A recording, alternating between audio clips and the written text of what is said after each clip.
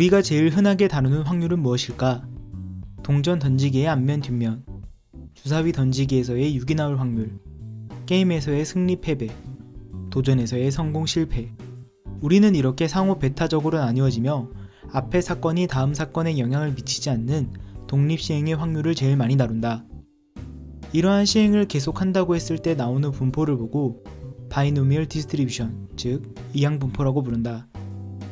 이항분포는 우리가 일상에서 다루는 많은 경우에 대한 확률을 찾아줄 수 있는 좋은 분포이다.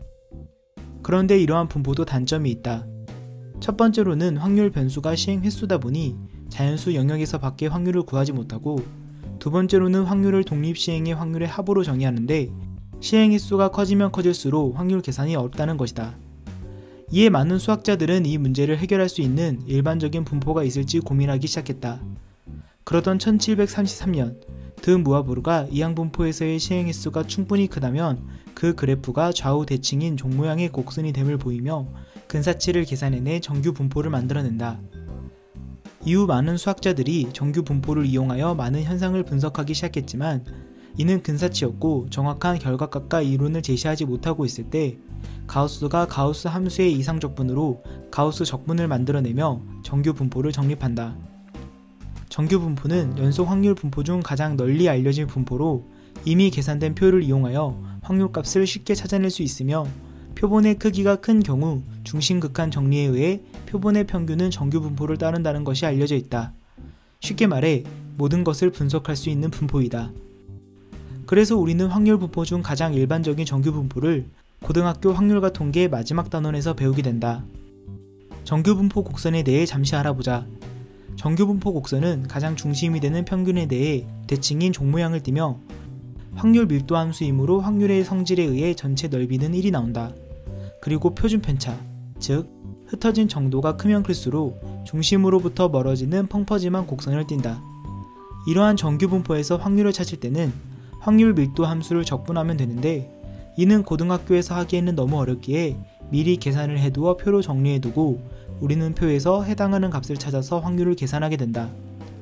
그런데 이 표를 보기 위해서는 정규 분포를 표준화하는 공식을 써야 하는데 사실 정규 분포의 의미를 잘 알고 있다면 굳이 이 공식을 쓰지 않고도 확률을 구해낼 수 있다. 예를 들어 확률 변수 x가 평균이 100, 표준 편차가 20인 정규 분포를 따른다고 할 때 x가 100보다 크고 120보다 작을 확률을 구해보자. 일단 정규 분포 문제이므로 종 모양의 그래프를 그린다. 그리고 정중앙이 평균이므로 가운데 100을 적으면 120은 100보다 크므로 100보다 오른쪽에 표시할 수 있다. 이때 100부터 120까지의 확률이니까 이 가운데를 색칠해주자.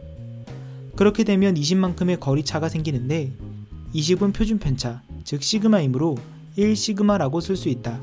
이때 시그마 앞에 붙게 되는 개수 1을 표준 정규분포표에서 찾게 되면 0.3413, 즉 그 넓이값이 확률이 된다. 같은 방법으로 x가 90보다 클 확률을 찾아보자.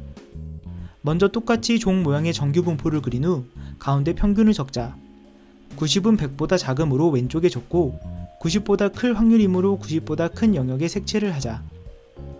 90에서 평균인 100까지의 길이는 10인데 20이 1시그마이므로 10은 0.5 시그마라고 할 수 있다.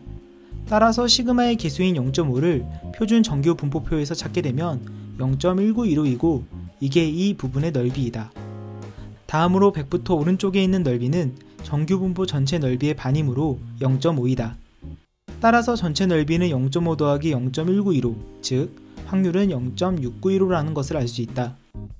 표준 정규 분포 공식을 알고 있는 분들은 이 풀이를 보면 어차피 공식 써서 푸는 건 비슷한데 뭐가 다른 거냐고 할 수 있겠지만 보통 G스코어로 푸는 게 익숙하면 그래프를 그리지 않으므로 확률 계산을 잘못했을 때 오류를 눈으로 확인하기 어렵다. 그리고 실제로 이 방법을 써보면 표준 편차의 개수를 암산으로 찾을 수 있어 G스코어 공식보다 더 빠르게 문제를 해결할 수 있다는 장점이 있다. 설명을 듣고 실제로 풀어보는 것은 다르기에 아래 링크와 해당 영상에 정규 분포를 학습할 수 있는 밸런스 게임을 넣어두었다. 정규 분포는 실생활에서의 평균과 표준 편차가 주어진 자료가 있다면 내가 원하는 확률을 손쉽게 해결할 수 있다는 장점이 있다. 다소 유치할 수는 있겠지만 실생활 문제를 해결하고 웹 기반 프로그램으로 분포를 만져보고 문제를 하나하나 해결하면서 피드백을 받다 보면 수능 시험에 나오는 수준의 정규분포 문제는 쉽게 해결할 수 있을 것이다. 오늘 수업은 여기까지.